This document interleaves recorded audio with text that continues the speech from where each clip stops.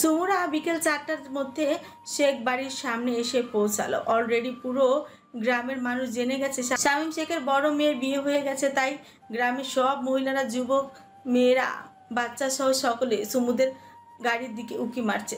সুমুদের বাড়ির সামনে 5টা অটো এসে থেমেছে। সিরাজ মাইক্রো নিতে চাইল, সুমু নিতে দেয়নি। পুরো গ্রামীণ পরিবেশে মানুষদের মতো জীবন কাটানো যত শান্তি, সেটার কিছুটা ফিল সিরাজদের দিল সুমু। সিরাজরা অটো থেকে নামতেই শামীম সাহেব আর হাসি বেগম ছুটে এলেন। সঙ্গে এলো এক বৃদ্ধা মহিলা। তিনি এসে বললেন, কই কই আমাদের মুসুর জামাই কই?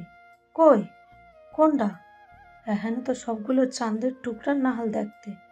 এর মধ্যে আমাকে মুসুর জামাই কোনটা?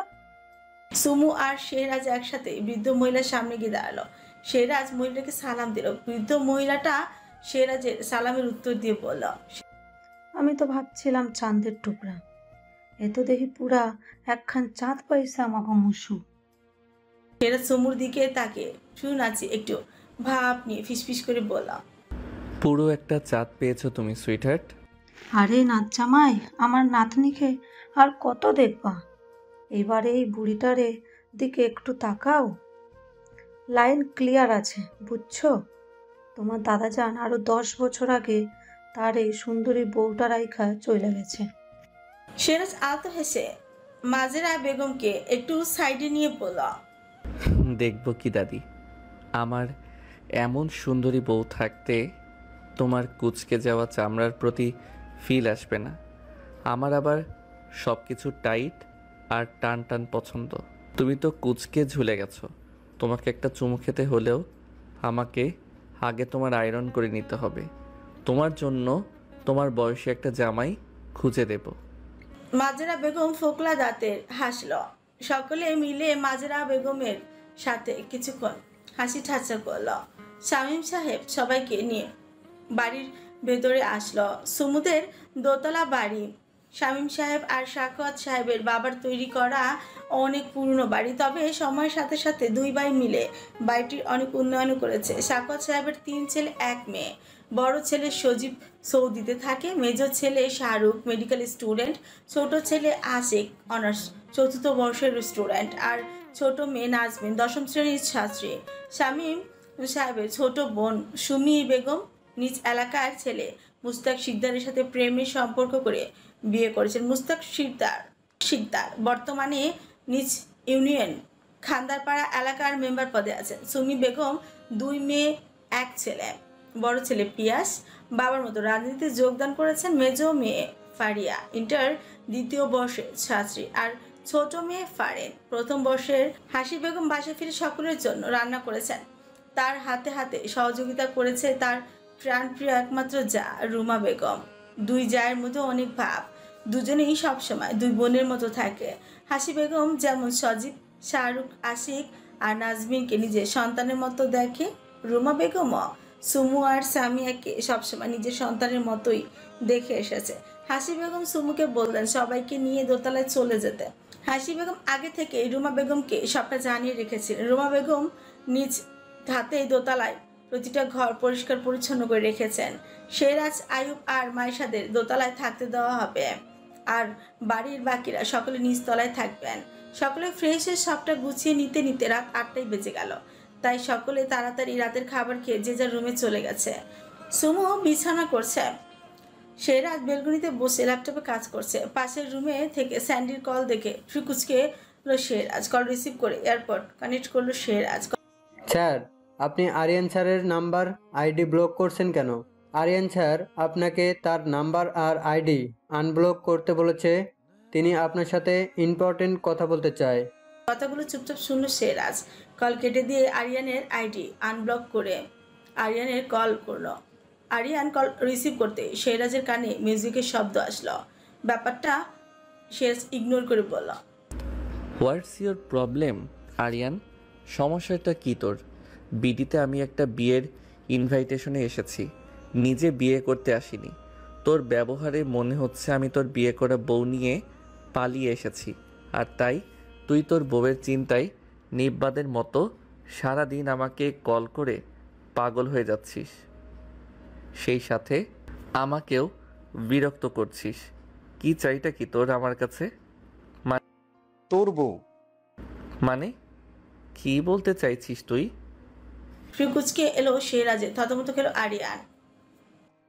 আসলে না, মানে এসকে, আমি বলতে চাইছিলাম যে তুই আমার বউ নিয়ে কি পালিয়ে যাবি? পালাবো তো আমি, তাও তোর বউকে নিয়ে। একবার শুধু তুই বিয়েটা কর।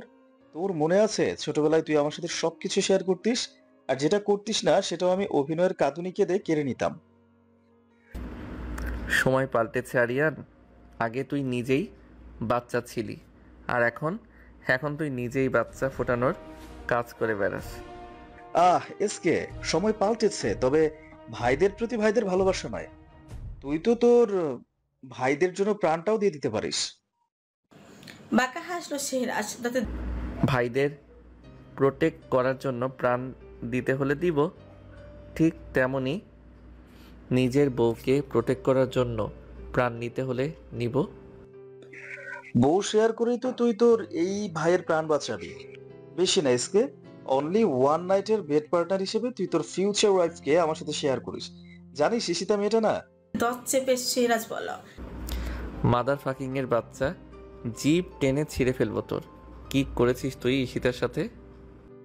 কাম ডাউন এসকে, কাম ডাউন। তোর মুখে স্লাইং বড্ড বেমানান শোনায়।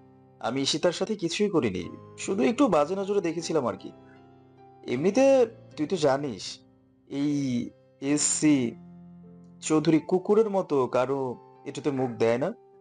আমার তো শুধু তোর এটুটাই পছন্দ এসকে। তুই এক কাজ কর, তুই আমার সিস রোজাকে বিয়ে কর, তাহলে আর তোর বউয়ের দিকে নজর পড়বে না আমার। কিন্তু অন্য কোনো মেয়ে বিয়ে করলে তো। আরিয়ান, আমার মাঝে মাঝে কি মনে হয় জানিস? তুই আমার মামার প্রোটেকশন ফেটে বেরিয়ে যাওয়া মিস্টেক প্রোডাক্ট। আরিয়ান তাচ্ছিল্যের মতো হাসলো। আরে, এখানে মনে হওয়ার কি আছে? এটা তো মৃত্যুর মতোই সত্য একটা কথা। আমি তো জানি আমার মম এন্ড ড্যাড বিয়ের আগেই। কথাটা শেষ করলো না আরিয়ান, বা হাত দিয়ে মুখটা ঢেকে আবারও বলল, থাক, আর বলতে পারবো না, আমার লজ্জা করে। হাজার হলেও তারা আমার মম এন্ড ড্যাড। কিন্তু জানিস তো এসকে, মাঝে মাঝে আমার ড্যাডের উপর আমার বড্ড রাগ হয়। লোকটার এত টাকা পয়সা থাকতেও সেদিন একটা প্রোটেকশন প্যাকেট কিনতে গিয়ে এতটা কৃপণতা করেছিল কেন বলতো? কোন ব্র্যান্ডের প্রোটেকশন কিনে ইউজ করেছিল বলতো, যেটা ব্যবহার করতে গিয়ে ফেটে গিয়েছিল? আমি শিওর প্রোটেকশনের প্যাকেটটা আমার ড্যাড ফুটপাথ থেকে কিনেছিল। হ্যাঁ, তুই একটা কাজ কর, ভালো মানের প্রোটেকশন বিজনেস শুরু কর। সেগুলো বিভিন্ন ফুটপাতে কম দামে সেল কর। তাহলে কি হবে বলতো? আর কেউ আমার মামার মতো অতি উত্তেজনায় ফুটপাত থেকে প্রোটেকশন কিনে রুম ডেট করতে গেলেও সেই প্রোটেকশন ফেটে তোর মতো মিস্টেক প্রোডাক্ট পৃথিবীতে আসবে না। আরিয়ান আবারও লজ্জা পাওয়ার ভান করে বলল, সে যা দুষ্টু, কি বলে এইসব? তুই জানিস না প্রোটেকশনের বিজনেস করলে অর্ধেকের বেশি প্রোটেকশন তো আমার নিজেরই ব্যবহার করা হয়ে যাবে। এতে আমার বিজনেসের লস হবে না বল? শেহরাজ আর কথা না বাড়িয়ে কলচা কেটে দিল। মাথা ঠান্ডা করার জন্য শান্তির প্রয়োজন, আর সেই শান্তি সে তার প্রিয়সীর কাছে পাবে। তাই সে সুমুকে ডাক দিল। সুমু ব্যালকনিতে আসতে শেহরাজ সুমুর হাত ধরে টেনে নিজের কোলে বসিয়ে সুমুর কোমর দুই হাত দিয়ে শক্ত করে জড়িয়ে সুমুর বুকের সাথে মাথা লাগিয়ে চোখ বন্ধ করে রাখলো। সুমু এক হাতে শেহরাজের গলায় জড়িয়ে অন্য হাতে শেহরাজের মাথায় বিলি কেটে দিয়ে বলল, আমি আপনাদের কোনো কথা শুনিনি, তবে এখন আপনার অবস্থা দেখে বুঝতে পারছি যে কল করেছিল সে আপনাকে রাগানোর জন্য কল করেছিল, আর সে তার উদ্দেশ্যে সফলও হয়েছে। আপনি কেন অন্যের উদ্দেশ্য সফল হতে দেবেন? কেউ যদি কোনো বাজে উদ্দেশ্য নিয়ে আপনাকে কিছু বলে, তাহলে আপনি সবসময় তার উদ্দেশ্যের বিপরীতটা আপনার মধ্যে ফুটিয়ে রাখবেন। যেমন ধরুন কেউ আপনাকে রাগাতে চাইলো, আপনি আপনার ঠান্ডা ডোন্ট কেয়ার মেজাজটা আর তার সামনে ফুটিয়ে রাখবেন। সবাইকে দাম দেবেন না, জাস্ট ইগনোর খান সাহেব। কখনো কারো বাজে উদ্দেশ্যে সফল হতে দেবেন না। শেহরাজ চুপ করে রইল। সুমু আবারও একটু উৎসাহ কঞ্চে বলল, খান সাহেব, আমার একটা ইচ্ছা আছে, আমার একটা ইচ্ছা পূরণ করবেন? শেহরাজ মৃদু মাথা ঝাঁকালো। সুমু আলতো হেসে বলল, শীত তো প্রায় শেষের দিকে, আমি না এবছর খেজুরের রস খাইনি। আপনি আমাকে কাল সকালে খেজুরের রস খাওয়াতে নিয়ে যাবেন? কোথায় পাওয়া যায়? এই তো আমাদের গোপালগঞ্জ খালেক বাজারে নিয়ে যাবেন? ঠিক আছে, নিয়ে যাব, কিন্তু এখানে তো আমার বাইক কার কিছুই নেই। অত সকালে গাড়ি পাবো কোথায়? সুমু একটু ভাব নিয়ে বলল। সুমু থাকতে আপনি গাড়ির চিন্তা করছেন? এই সুমুর কাছে সব সমস্যার সমাধান আছে। শুনুন, আমার শাহরুখ ভাইয়া আর আশিক ভাইয়ার বাইক আছে। আমরা তো অনেক ভোরে যাব। ওরা বাইরে যাবার আগে ইনশাল্লাহ আমরা ফিরে আসতে পারবো।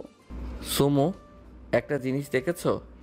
তোমার কাজিনের নাম শাহরুখ, আমার কাজিনের নামও শাহরুখ। মিল আছে আমাদের মধ্যে, তাই না?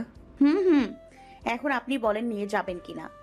ওকে সুইটার, তুমি যখন বলেছো তখন তো আমাকে অবশ্যই নিয়ে যেতে হবে। সুমু খুশি হয়ে শেহরাজকে জড়িয়ে ধরে পড়ল। তাহলে চলুন তাড়াতাড়ি শুয়ে পড়ি।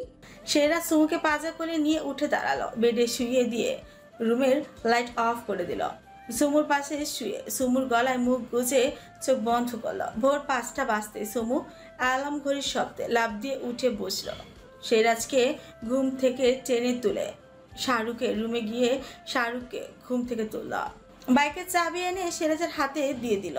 হাসি বেগম খুব সকালে ঘুম থেকে ওঠেন। সুমু আর শেহরাজ হাসি বেগমকে বলে বেরিয়ে গেল। কুয়াশার চাদর ঢেকে আছে পুরো ধরনী। সুমু মুক্ত পাখির মতো দুহাত মেলে দিয়ে বাইকের পেছনে বসে আছে। পুরো 1 ঘন্টা 20 মিনিট লাগলো শেহরাজদের খালেক বাজার পৌঁছতে। সুমু বাইক থেকে নেমে দাঁড়াতে শেহরাজ বাদ সাধল। সুমুকে বাইকের কাছে দাঁড়াতে বলে নিচে গেল রস কিনতে। রস বিক্রেতার কাছে এসে পুরো 4টা 2 লিটারের বোতল ভরে রস দিতে বলল। রস বিক্রেতা 2 লিটারের 4টা বোতল ভরে রস দিল। শেহরাজ রসের বোতলে একটা ব্যাগে ভরে পড়ল। মামা, এটা জার্মস মুক্ত তো? কি কইলেন স্যার? জাম জাম এই শীতের সময় পাবেন কই? আর খেজুরের রস দিয়ে জাম খাই না তো সাহেব। আরে মামা, জার্মস মানে জীবাণুমুক্ত তো? আরে স্যার কি কন, একবারে স্যাভলন আর স্যানিটাইজার দিয়ে স্যানিটাইজ করা খেজুরের রস, আমার কোনো জীবাণু নাই, একদম পিওর। শেহরাজ ফুল কুচকাল। এই মধ্যে বাদরের মুখ দিয়ে বের করা অমৃত পড়েছিল না তো? আমি কিন্তু আবার যে কোনো জিনিসের খুব গভীর পর্যন্ত গিয়ে খতিয়ে দেখি। আরে না সাহেব, কইলাম না স্যাভলন আর স্যানিটাইজার দিয়ে স্যানিটাইজ করা, আপনি নিশ্চিন্তে খাইতে পারেন। এইটা আমি না, আমার বউ খাবে। যদি আপনার এই স্যাভলন আর স্যানিটাইজার দিয়ে স্যানিটাইজ করা একদম পিওর জীবাণুমুক্ত খেজুরের রস খেয়ে আমার বউয়ের কোনো প্রবলেম হয়, তাহলে পরের দিন এসে আপনার পেছনের জীবাণু স্যাভলন আর স্যানিটাইজার দিয়ে স্যানিটাইজ করে আমি জীবাণুমুক্ত করব। সেই সাথে আপনার এই স্যানিটাইজ করা জীবাণুমুক্ত খেজুরের রসের ব্যবসা আপনার পেছন দিয়ে ঢুকিয়ে সামনে দিয়ে বের করব। কথাগুলো বলে চলে আসলো শেহরাজ। রস বিক্রেতা আহমকের মতো তাকিয়ে রইল শেহরাজের দিকে। শেহরাজ সুমুর কাছে এসে রসের বোতলের ব্যাগটা দিল। সুমু বোকার মতো বড় বড় চোখ করে তাকিয়ে থেকে বলল, এত কেন? তুমি যতটা পারো খাও, আর বাকিটা বাসায় সকলের জন্য নিয়ে যাব। কিন্তু খাবো কিভাবে? 1 মিনিট। শেহরাজ পাশের একটি চায়ের দোকান থেকে 1 চাম 2 কাপ কিনে নিল। সুমুকে বাইকে বসতে বলে আবারও বাইক স্টার্ট দিল। বাইক এসে থামলো একটা ফাঁকা মাঠের মধ্যে। সুমুকে বাইকের উপর বসে থাকতে বলে শেহরাজ বাইক থেকে নেমে দাঁড়ালো। বাইকের সাথে কোমর হেলিয়ে দাঁড়ালো শেহরাজ। সুমু বাইকে পায়ের উপর পা তুলে বসে আছে। শেহরাজ 1 চাম কাপে রস ঢেলে সুমুর হাতে দিল। সুমু কাপে চুমুক দেওয়ার সময় শেহরাজের চোখ আটকালো সুমুর শুকনো উষ্ঠের দিকে। সুমু শেহরাজকে এভাবে তাকিয়ে থাকতে দেখে ফ্রু নাচে তাকিয়ে থাকার কারণ জিজ্ঞেস করল। শেহরাজ খানিকক্ষণ বাদে থেকে দুষ্টু হেসে পড়ল। তোমার ওই শুকনো ঠোঁটে ভেজা ভেজা একটা চুমু খেতে খুব ইচ্ছে করছে সুইটার। আপনি না দিন দিন বড্ড নির্লজ্জ হয়ে যাচ্ছেন। লজ্জা শরম কি রোজ সকালে ওয়াশরুমে গিয়ে কোমরের মধ্যে ফেলে ফ্লাশ করে দিয়ে আসেন? আসলে বউ, হয়েছেটা কি বলো তো? নতুন নতুন বিয়ে করেছি তো, অনেক বেশি জামাই আদর পাচ্ছি, তাই পেটের মধ্যে এত ভালো ভালো খাবারের জায়গা করতে গিয়ে লজ্জা শরমের জায়গা হচ্ছে না। যতটুকু লজ্জা শরম আছে সেটাও রোজ সকালে ওয়াশরুমের সাথে কমোডের মধ্যে পড়ে যাচ্ছে।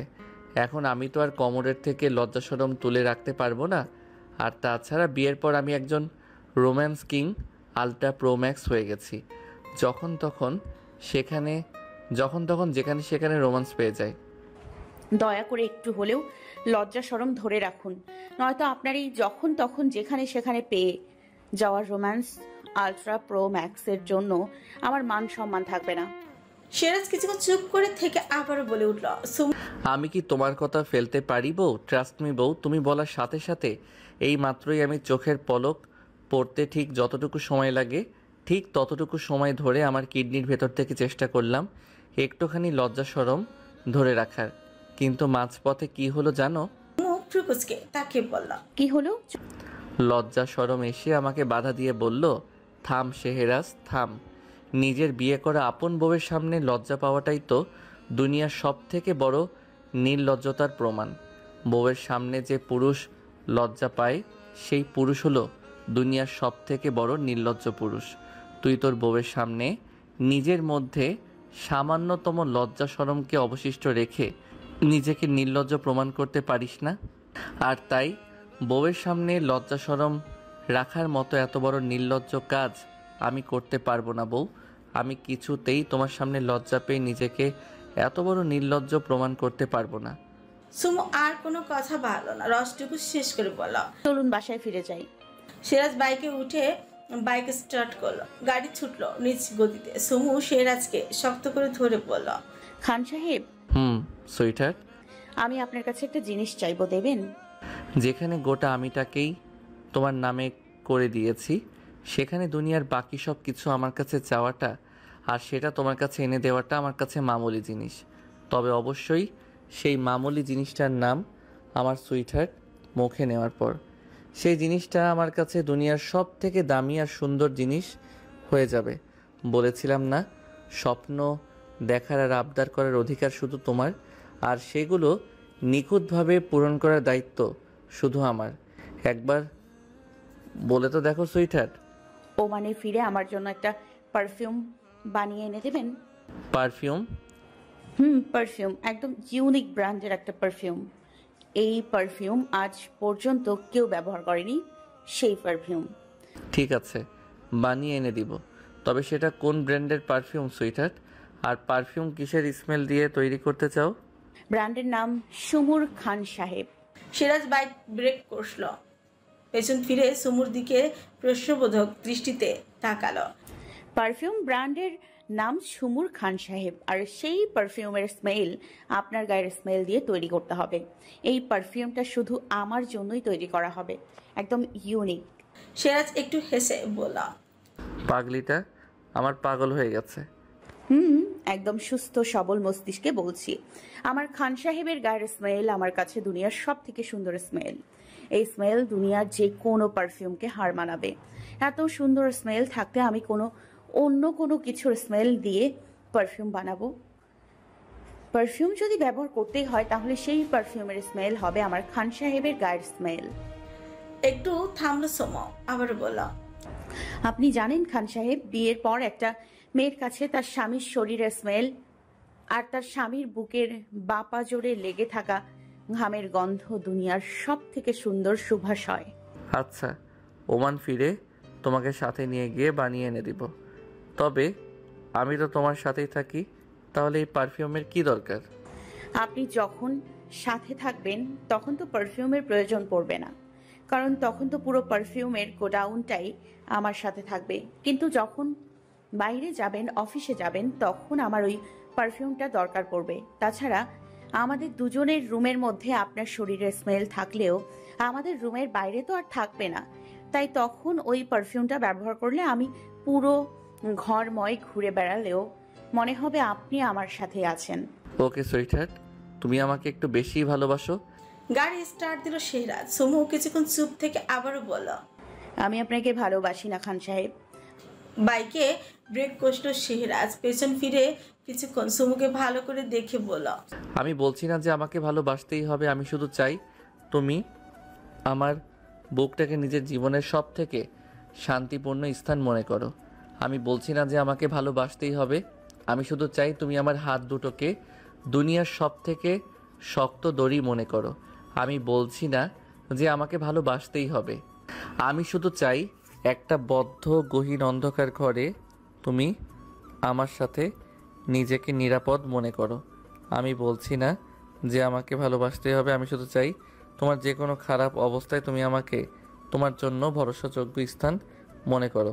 আমি বলছি না যে আমাকে ভালোবাসতে হবে, আমি শুধু চাই তোমার খুব কষ্টে তুমি আমাকে তোমার জন্য তোমার অতি প্রিয় ডায়েরির এক একটা শূন্য পাতা মনে করো। সুমু আলতো হেসে বলল, আপনি আমার ভালোবাসা না খান সাহেব, আপনি আমার মায়া, আপনি আমার জীবন। ভালোবাসা ভোলা যায় খান সাহেব, কিন্তু মায়া মায়া ভুলে যাওয়া যায় না। ভালোবাসা ছাড়া মানুষ বাঁচতে পারে, কিন্তু জীবন না থাকলে মানুষের অস্তিত্ব কিসের? সেরাজ সুমুকে আরো একটু কাছে টেনে আনলো। সুমু অবাক হয়ে বলল, কি করছেন? এটা রাস্তা, কত মানুষজন দেখছে।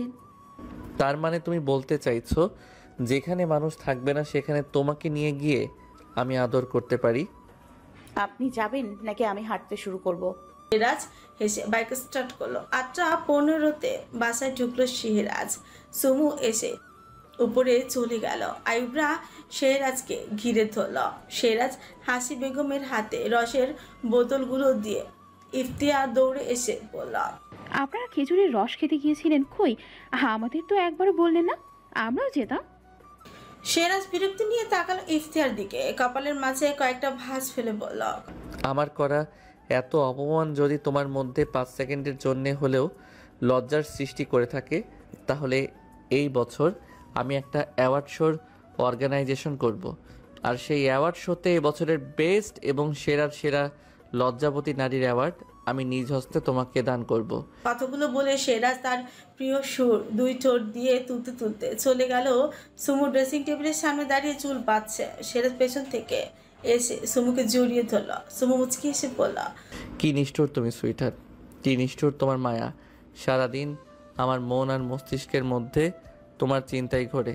তোমার মায়ারা এতটাই নিষ্ঠুর যে আমার আমিটাকে নিয়ে ভাববার 1 সেকেন্ডও সময় দেয় না।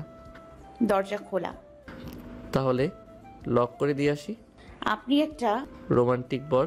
সুমুর কথা কেড়ে নিল শেহরাজ। সুমু মুখ ভেঙে বলল, কচু। শেহরাজ হঠাৎ করেই বলল, আর মাত্র 6 দিন সুইটহার্ট, তারপর তোমাকে নিয়ে আমি আমার দেশে ফিরবো। তারপর শেহরাজের কথা শেষ হলো না। সুমু নিজেকে শেহরাজের থেকে ছাড়িয়ে নিল। বেলকুনিতে গিয়ে গোলাপের 3টা পাপড়ি ছিঁড়ে আনলো। 2টো পাপড়ি বড় আর একটা ছোট। সুমু পাপড়ি 3টাকে হাতের তালুর উপর সাজিয়ে শেহরাজের সামনে ধরে পড়ল। তারপর এটা? শেহরাজ ফ্রুকুচকালো সুমুর হাতের তালুর উপর থেকে ছোট্ট পাপড়িটা নিয়ে 4 টুকরো করে আবারও সুমুর হাতের তালুর উপর সাজিয়ে রেখে পড়ল, আমার ডিএনএকে তোমার এতটা দুর্বল মনে হয় সুইটহার্ট? আমার এক বিন্দু ডিএনএ একসাথে 4টা চ্যাম্প আনার ক্ষমতা রাখে। সুমু মিটিমিটি হাসলো। নিচ থেকে হাসি বেগমের ডাক পড়তেই দুজনেই নিচে চলে গেল। মাঝে কেটে গেছে আরো 4টা দিন। কাল রাত 8টায় শেহরাজরা বাংলাদেশ থেকে বিদায় নেবে। গতকাল সুমুরা শিকদার বাড়ি থেকে ঘুরে এসেছে। তার আগের দিন শামীম সাহেব ছোট করে অনুষ্ঠানের আয়োজন করে তার সব আত্মীয় স্বজনকে দাওয়াত দিয়ে খাইয়েছে। মাইশা শ্বশুর বাড়িতে চলে গেছে ইফতিয়া। রাইসা কিছুদিন সুমুদের বাড়িতে থাকবে, তাই ওরা কাল সুমুদের সাথে চুয়াডাঙ্গাতে যায়নি। রাইফ আর তিশাকে রেখে এসেছে সুমুরা। রাহিম চুয়াডাঙ্গা থেকে আজ ফিরবে। মিনা বেগম ছেলে চলে যাবে বলে খুব কাঁদছিলেন, তাই রাহিন কালকের দিনটা মা বাবার কাছে থেকে গেছে। সুমুর মনটা ভীষণ খারাপ। হাসি বেগম মেয়ের সামনে কাঁদে না, মেয়ে কষ্ট পাবে ভেবে। সুমু বোরকা পরে রেডি হচ্ছে, কাল চলে যাবে। তাই আজ শেহরাজ বাড়ির সকলের জন্য কেনাকাটা করতে যাবে। আর শপিং মলের আগে সুমুদের কলেজ, তাই সুমু কলেজ যাবে তার সব ফ্রেন্ডদের সাথে দেখা করতে। কাল রাতে সব ফ্রেন্ডকে সুমু কল দিয়ে কলেজে আসতে বলেছে। শেহরাজ বেডের হেডবোর্ডের সাথে পিঠ ছেঁকে ফোন স্ক্রল করছে। সুমু পরিপাটি হয়ে শেহরাজের সামনে গিয়ে দাঁড়িয়ে পড়ল। আমাকে কেমন লাগছে খান সাহেব? দেখুন তো হিজাবটা ঠিক মতো বাঁধা হয়েছে কিনা। শেহরাজ ফোন থেকে চোখ সরালো। সুমুর পা থেকে মাথা পর্যন্ত পরখ করে গান তোলা। তোমাকে দেখে দিল হ্যাংওভার হয়ে গেছে সুইটহার্ট। সুমু ফ্রুকুচকাল। বাহ, আজকাল দেখছি ভিডিওর সাথে সাথে বাস্তব জীবনেও ট্রেন্ড ফলো করছেন। ব্যাপারটা কি আপনার? হ্যাঁ, প্রেমে টেমে পড়েছেন নাকি? সেরাজ ঠোঁট কামড়ে হাসল, মাছি তাড়ানোর মতো হাত নাড়িয়ে বলল, ছ্যাঃ বউ, ওইসব চিপ টাইপ কাজকর্ম আমি করি না। আমি তো ডিরেক্ট এক মায়াবতীর মায়ায় পড়েছি, আর তাকেই নিজের বেটার হাফ বানিয়েছি। সুমু মুচকি হেসে বলল। আমি প্রেমিক পুরুষ রে। সেরাজ বেড ছেড়ে উঠে দাঁড়ালো, সুমুকে আয়নায় দিকে ঘুরিয়ে দাঁড় করিয়ে পেছন থেকে সুমুকে জড়িয়ে ধরে বলল, তুমি আমার বুক পকেটে যত্ন করে সাজিয়ে রাখা একটি রক্তরাঙা লাল গোলাপ সুইটহার্ট। সুমু কিছু বলতে নিবে তখনই দরজা নক পড়ল। সেরাজ সুমুকে ছেড়ে সরে দাঁড়ালো। সুমু রুমের দরজা খুলে দিল। ফারিয়া সুমুকে দেখে মুচকি হেসে জড়িয়ে ধরে বলল, রেডি তুই? ওকে, তাহলে একটু দাঁড়া, আমি একটু তার সাথে দেখা করে আসি। সুমু মুচকি হাসলো, ফারিয়াকে খোঁচা মেরে বলল, মানুষের দেখতে যাওয়ার মানুষ থাকে, আর আমাদের। ভাইয়াকে বলি সুমো? এই না, তুই তাড়াতাড়ি যা। আর ফারিন কই রে? ফারিন বড় মামির কাছে। ওকে, তাড়াতাড়ি যা, অনেক লেট হয়ে গেছে, আমরা আবার শপিং মলে যাব। ফারিয়া আর না দাঁড়িয়ে চলেই গেল কাঙ্ক্ষিত রুমটির সামনে। শাহরুখ রুমের দরজা লাগিয়ে ঘুমায় না, বরাবর রুমের দরজা খোলাই থাকে তার। ফারিয়া আস্তে আস্তে রুমের মধ্যে ঢুকে আসলো। শাহরুখ ঘুমের বিভোর। ফারিয়া গিয়ে বসলো শাহরুখের পাশে, এক দৃষ্টিতে তাকিয়ে রইল তার প্রিয় মানুষটির দিকে। কেটে গেল কতখানি সময় খেচানি। হঠাৎ শাহরুখ নড়ে উঠল। শাহরুখকে নড়ে উঠতে দেখে ফারিয়া ঝটপট উঠে দাঁড়ালো।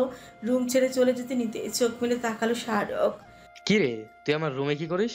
এই, তোরা না বলছি তুই আমার রুমে আসবি না? ফারিয়ার মুখে কান্না কান্না ভাব এনে বলল, এমন করো কেন ভাইয়া? আমি তো জাস্ট তোমাকে একটু দেখতে এসেছিলাম। ওই, তুই বের হতো আমার রুম থেকে, অসভ্য মেয়ে একটা। আমি মেডিকেলে যাবার আগে তোকে যেন আর আমার চোখের সামনে আসতে না দেখি। তোকে দেখলেই আমার বমি আসে। যা ফোট। ফারিয়া গলার স্বর কিছুটা উঁচু করল। কেন, আমার মুখে কি গুলি গেছে যে তুমি মেডিকেলে যাবার আগে তোমার সামনে আসলে তোমার পেটের ভাত পেছন দিয়ে না বেরিয়ে মুখ দিয়ে বমি হয়ে বেরোবে? তোর মুখে গুণা লেগে থাক, অমৃতও লেগে নেই। এখন বেশি বক বক না করে বিদায় হ। তুমি তো জানো ভাইয়া, আমি তোমাকে ভালোবাসি। আমি দেখেছি যেদিন আমি তোমাকে আমার ভালোবাসার কথা জানিয়েছি, সেদিন থেকেই তুমি আমার সাথে এমন খচ্চরের মতো ব্যবহার করছো। বয়স কত তোর ফারু? এই বয়সে পড়াশোনা না করে ভালোবাসি ভালোবাসি করিস? চড়িয়ে সিধে করে দিব বেয়াদব মেয়ে। দাঁড়া, ফুপুমণিকে বলছি তোর এই অধঃপতনের কথা। কি বলবে? যে আমি তোমাকে ভালোবাসি? যাও কি বলো। ফারু, তুই বেরোবি নাকি আমি উঠবো? ফারিয়া চোখ মুখ উল্টে শাহরুখকে ভিঙিয়ে বলল, ফারুক, তুই বেরোবি নাকি আমি উঠবো? কেন গো, উঠলে কি করবে তুমি? তোমার তো 7 পুরুষের ভাগ্য যে আমি তোমাকে ভালোবাসি, নয়তো তোমার যা ব্যবহার সেটা কোনো মেয়ে জানলে তোমাকে ভালোবাসা তো দূরে থাক, তোমার দিকে ফিরেও তাকাবে না। তোমার তো উচিত আমাকে মাথায় করে টাকা, তা না সারাদিন খারাপ ব্যবহার করো। খচ্চর মার্কার লোক একটা। শাহরুখ উঠে বসে বলল। তেরি তো। ফারিয়ার 1 সেকেন্ডও দাঁড়ালো না, দৌড়ে হাসতে হাসতে রুম থেকে বেরিয়ে গেল। শাহরুখ আবারও ব্ল্যাঙ্কেট মুড়ি দিয়ে শুতে গেলেই ফারিয়া রুমের দরজার কাছে এসে উক্কি মেরে বলল, খরুশ মার্কা ভাইয়া। শাহরুখ তাকালো দরজার দিকে। ফারিয়া মুখ ভেঙে আবারও দৌড় মারল। শাহরুখ আর বেডে বসে রইল না, উঠে ওয়াশরুমে চলে গেল ফ্রেশ হতে। সুমুরা আগে ঢুকলো কলেজে। শেহরাজরা সকলে কলেজের বাইরে দাঁড়িয়ে রইল। শেহরাজরা সকলে মাস্ক পরে দাঁড়িয়ে আছে। সুমু আর ফারিয়া গেল তাদের ফ্রেন্ডদের কাছে। সুমুর ফ্রেন্ডরা এখনো বিশ্বাস করতে পারছে না সুমুর বিয়ে হয়ে গেছে। সুমু এখনো বলেনি তার বিয়ে কার সাথে হয়েছে।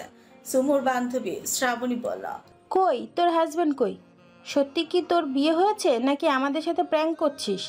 সুমু বলার আগে ফারিয়া বলল, তোমরা সুমুর বিয়ের ব্যাপারটাই বিশ্বাস করতে পারছো না, আর যদি শোনো সুমুর হাজবেন্ড কে, তাহলে তো আকাশ থেকে পড়বে। সুমু ফ্রেন্ড মারিয়া কৌতুল বসে বলল। সুমু সকলের কথা শুনে মিটিমিটি হাসছে। শ্রাবণী সুমুকে হালকা ধাক্কা মেরে বলল, কি রে, না এসে বল কে সে? তোরা শুনতে চাস নাকি দেখতে চাস? সকলে একসাথে বলে উঠল। সুমুদের মাঝে দৌড়াতে দৌড়াতে এলো আরশি, হাঁপাতে হাঁপাতে বলল, এই তোরা জানিস, কলেজের গেটের বাইরে কিছু নতুন ছেলেকে দেখলাম, সকলে মুখে মাস্ক পরা। তাদের মধ্যে একজন মাস্ক খুলেছিল, আর সেই ছেলেটাকে কার মতো দেখতে জানিস? হুবহু হার্টথ্রব শেহরাজ খানের ফ্রেঞ্চ আইয়ুবের মতো দেখতে। আমি তো দেখেই অবাক, তাদের মধ্যমণি হিসেবে একটা ছেলে আছে, দেখতে শেহরাজ খানের মতো লাগলো। সকলে একসাথে চেঁচিয়ে উঠল। কেউ বিশ্বাস করতে পারলো না আরশির কথা। সুমু এখনো হাসছে। আরশির কথা কেউ পাত্তা না দিয়ে সুমুকে বলল সুমুর হাজবেন্ড দেখাতে। আরশি মেয়েটা কাউকে তার কথা বিশ্বাস করাতে না পেরে মুখ কালো করে দাঁড়িয়ে রইল। সুমু সবাইকে অপেক্ষা করতে বলে শেহরাজকে টেক্সট করলো। 5 মিনিটের মধ্যে শেহরাজ সহ তার পুরো গ্যাংকে কলেজ মাঠে দেখা গেল। সুমু তার ফ্রেন্ডদের নিয়ে পুকুর পাড় থেকে উঠে 4তলা ভবনের সামনে আসলো। সকলে দূর থেকে অবাক চোখে তাকিয়ে আছে শেহরাজের দিকে। শেহরাজের মুখে এখনো মাস্ক পরা। সুমু আবারও টেক্সট করলো, বললো মুখের মাস্ক খুলে ফেলতে। সুমুর টেক্সট থেকে শেহরাজ মাস্ক খুলে ফেললো। মুহূর্তেই সকলের চোখ ছানাবড়া হয়ে গেল।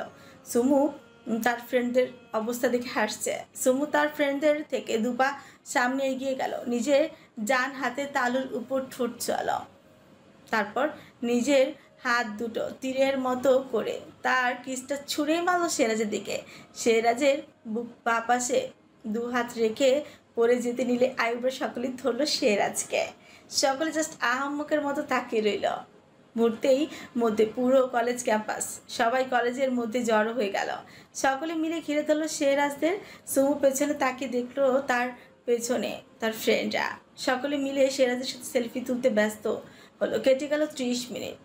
সকলের সেলফি তোলা শেষ হলেও শেহরাজদের ঘিরে দাঁড়িয়ে রইল সকলে। সবাই এক একজন এক এক রকমের প্রশ্ন করছে শেহরাজকে। শেহরাজ স্যান্ডিকে চোখ দিয়ে ইশারা করলো। স্যান্ডি এসে সকলকে সরিয়ে দিয়ে শেহরাজ এগিয়ে গেল সুমুর কাছে।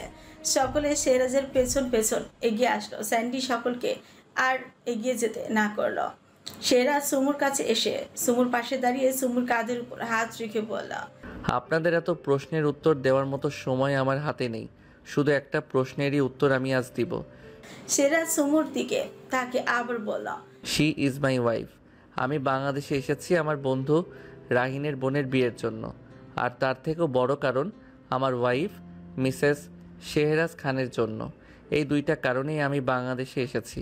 আর আজ এই কলেজ ক্যাম্পাসে আমি শুধুমাত্র আমার ওয়াইফের জন্য এসেছি। কতগুলো বলে শেহরাজ সুমুর দিকে তাকিয়ে বলল, লেট হয়ে যাচ্ছে ম্যাডাম, আপনি কি শপিং মলে যাবেন না?